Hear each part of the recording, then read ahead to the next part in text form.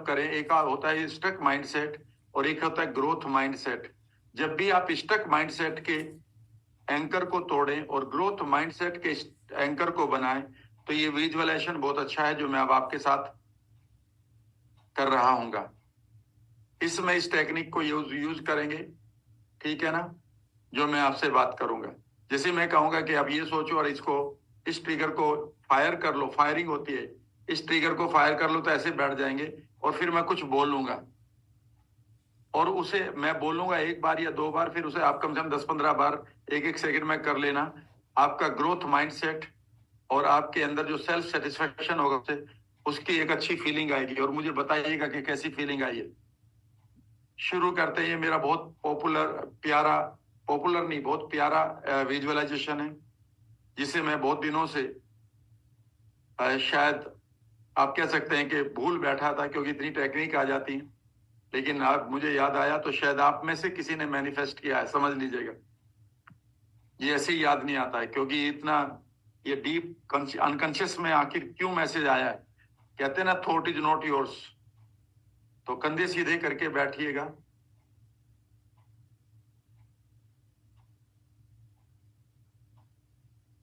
आंखों को कोमलता से बंद कर लें। बॉडी को स्टिल करें। बॉडी की स्टिलनेस अपने आप में एक डिवाइन प्रोसेस से, याद रखिएगा। और अब go into the time when you are growing effortlessly. आप अपने बचपन में जाइए, जब आपकी हाइट बढ़ रही थी, आपके ऑर्गन्स बढ़ रहे थे, आप हर साल आपकी हाइट बढ़ रही थी, हर रोज आप कुछ नई चीजों को सीख लेते थे, आपकी वोकेबलरी आप डेवलप कर रहे थे, आपके अल्फाबेट्स आप डेवलप कर रहे थे, आप नए थॉट्स को रोज ले रहे थे, नई नई आपको बिलीफ बनाने की उस समय एक अपॉर्चुनिटी मिल रही थी। Go into that time and at that time you are growing. उस समय याद रखिएगा, यूनिवर्स आपको एक ग्रोथ एटीट्यूड के साथ आपको गिफ्ट दे रहा था, because you are growing and that is why you are laughing at that time. बच्चा इसलिए हंसता है कि वो ग्रो करता है। Go into that time, feel that you enjoyed that time and it is still there, the state। उस समय में जाइए, कुछ ट्रेजर्स को, कुछ मेमोरी को लीजिए, उनको ब्राइट करिए, क्लोजली देखिए एंड फायर द ट्रिगर। इस ट्रिगर को हिट करिए और होल्ड करिए। एंड नाउ इमेजिन करिए कि you are becoming a tree now, जिसकी जड़ें पृथ्वी पर, धरती के अंदर बड़ी मजबूती के साथ जकड़ी हुई हैं। फील करिए। अगर आपके पैर ग्राउंड पर रखें तो और भी बढ़िया है, और अगर नहीं रखे हैं तो धीरे से आप चाहें तो पोस्चर को बदलकर पैरों को अपनी धरती पर रख लें। और इमेजिन करिए कि your roots are going deeper and deeper and the earth is feeding your roots. और आपकी पृथ्वी आपकी रूट्स को फीड कर रही है। Now you are growing. Imagine करिए, you are growing and growing. The more you are growing, the better grip you are having in the deep earth. उतनी ही गहरी पृथ्वी के अंदर आपकी रूट्स स्ट्रॉन्ग होती जा रही हैं। एंड नाउ इमेजिन करें, as a tree you are growing beyond the clouds and you are touching मानो sky. And now from there imagine करिए, you are giving lot of shadow to people and beneath you, अपने नीचे आप हजारों लाखों लोगों को शेडो दे रहे हो। You are giving flowers and I mean खूबसूरत सी aroma to this world and you are giving the wonderful fruits. Imagine करिए, the more you grow the better grip you are having in the earth. इस metaphor को याद रखिएगा। जितना आप grounded रहेंगे उतना ही आप ग्रो करेंगे, और जितना आप ग्रो करेंगे उतना ही आप ग्राउंडेड रहना चाहिए आपको। मैंने एक पोयम लिखी है, उसको भी याद कर लीजिएगा। आसमान का नहीं समर्थन उड़ते हुए सवारों को। याद रखिएगा, आसमान का समर्थन उसी को है जिसकी जड़ें स्ट्रॉन्ग है धरती के अंदर। इमेजिन करिए, the whole earth is giving you the wonderful feelings through your legs और सोल, अपने तलवों से फील करिए खूबसूरत फीलिंग्स को अर्थ से, एंड इमेजिन करिए you are feeling like a green tree giving beautiful flowers, aroma, fruits, shadow to this world. Feel it. You are at the top of the world now.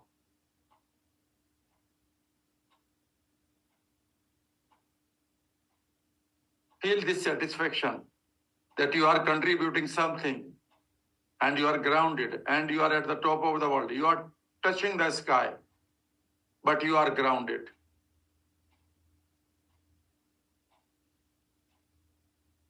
In feelings को जिए, कुछ देर के लिए हिले नहीं. इस metaphorical journey को अपने हार्ट में महसूस करें. How this grounding in the earth and touching the sky and giving a lot of things to this world, how you feel now. In feelings को कोई नाम दे. Magical.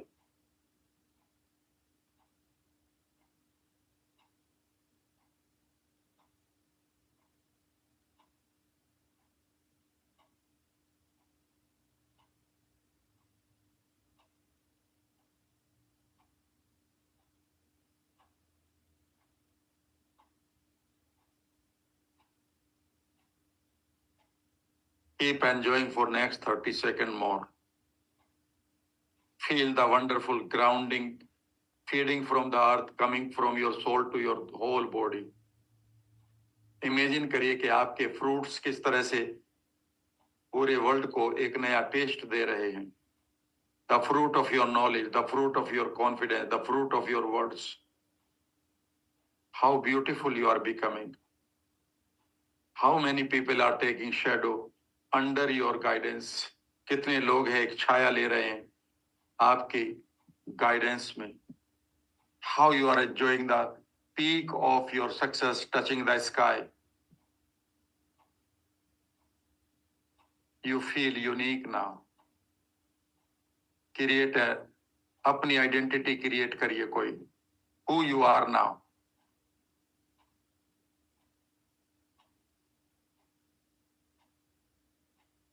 Give yourself a new identity. This identity will give you something which I will narrate later on.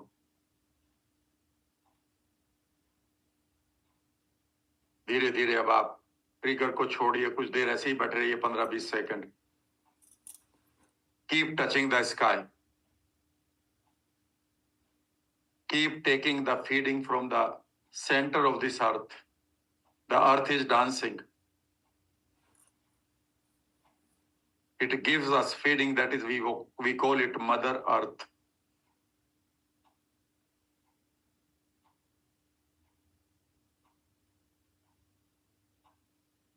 पूरी body में इन feelings को महसूस करें. Feel the delightfulness. Feel your uniqueness. Give yourself some new name, or you can later, when you do it again. Enjoying these wonderful moments, start opening your eyes. Power of identity. एक बार फिर इसे करके आज नाम दीजिएगा अपने आप को, जो सिर्फ तुम्हें पता होगा. नाम वैसे मैं भी आपको आने वाले उसमें नए नाम दूंगा, जिन नामों को लेकर आप हमेशा स्वस्थ रहेंगे, डिलाइटफुल रहेंगे, कॉन्सेंट्रेटेड रहेंगे. लेकिन पावर ऑफ आइडेंटिटी मैं बताता हूं. ये कहानी जापान की है. देयर वाज ए रेसलर, जो सुमो रेसलर्स होते हैं, उसका नाम था ओनेमी. ओनेमी की खास बात यह थी कि वो बहुत अच्छा रेसलर था, और वो इतना अच्छा रेसलर था कि वो अपने गुरुओं को हरा दिया करता था. ओनेमी हर एक रेसलिंग को जीत रहा था. उसका नाम पूरे जापान में था.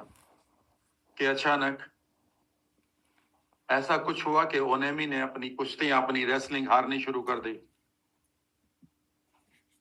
यहां तक बात आ गई, ओनेमी के चेले भी उसको हराने लगे। ओनेमी के लिए बहुत ही दुख की बात थी। वो अपने गुरुओं के पास गया और उन्होंने अपने गुरुओं से कहा कि मैं हार रहा हूं, मुझे क्या करना है। गुरुओं ने उनसे बात की, पाया कि सब कुछ ठीक है, उसके पास पूरी पावर भी है, उसकी बॉडी में बहुत शक्ति भी है, उसके दांव भी बिल्कुल ठीक हैं, लेकिन उन्होंने पाया कि कोई बिलीफ है जो उसको दिया जाना चाहिए। यहां से ये कहानी शुरू होती है, ध्यान से सुनिएगा। और ये नाम मैं भी आपको दूंगा आने वाली वर्कशॉप में, इसलिए मैं कह रहा हूं अभी तो आप लेते रहें। सवालों के लिए तो मेरे नंबर्स आपके पास हैं, पर्सनल, जब चाहे मिल लेना, जब चाहे फोन कर लेना है। बस एक बार आप अपनी झोली अपनी रैक को भर लो, क्योंकि ये चीजें जो जोन में आता हूं तभी मिलती है। उन्होंने ओनेमी के किसी बिलीफ को पकड़ा कि ये तो इसके विश्वास की कमी है, और उन्होंने ओनेमी से कहा कि आज आपको इस मठ में बैठकर, इस टेंपल में बैठकर, जो भी था वहां पर, इस बीच के पास पूरी रात आपको एक मेडिटेशन करना है और आपको ये मानना है कि यू आर नॉट ओनेमी but you are a wave. तुम ओनेमी नहीं हो, बल्कि एक दरिया की, समंदर की लहर हो। और लहर इनविंसिबल होती है, ताकतवर होती है। आपको सिर्फ यही बिलीव करना है कि तुम एक वेव हो। उन्होंने अपना सत्संग दिया, उन्होंने अपना ज्ञान दिया कि आपको इस पोस्चर में बैठना है और यही सोचते रहना है। ओनेमी अपने मेडिटेशन में बैठ गया और वो किसी और मठ में रात बिताने के लिए चले गए, और रात को वहां पर बाढ़ आ जाती है या वो समुद्र का पानी ऊपर तक आ जाता है। और वो कई बार पानी ऊपर आया, नीचे आया। अगली सुबह वो आके देखते हैं, उनके जो गुरु थे वो देखते हैं कि ओनेमी कहाँ है। तो पाते हैं कि ओनेमी एक कीचड़ के आप कह सकते हैं कि हीप में बैठा हुआ है और अभी भी मेडिटेट कर रहा है। उन्होंने ओनेमी को जगाया, उसके ऊपर से मिट्टी उतारी, वो अभी भी मेडिटेशन में था। उसके चेहरे पर वही भाव थे मानो वो एक वेव है। उनके गुरुओं ने कहा कि अब आंखें खोलो और आज से आप ओनेमी नहीं बल्कि ओनेमी द वेव अपना नाम रखेंगे। कहते हैं कि उसके बाद ओनेमी ने अब जितनी भी कुश्तियां लड़ी हैं वो ओनेमी द वेव के नाम से लड़ी हैं, और उसके बाद वो कभी नहीं हारा जब तक उसने रिटायरमेंट नहीं लिया। This is the power of your identity.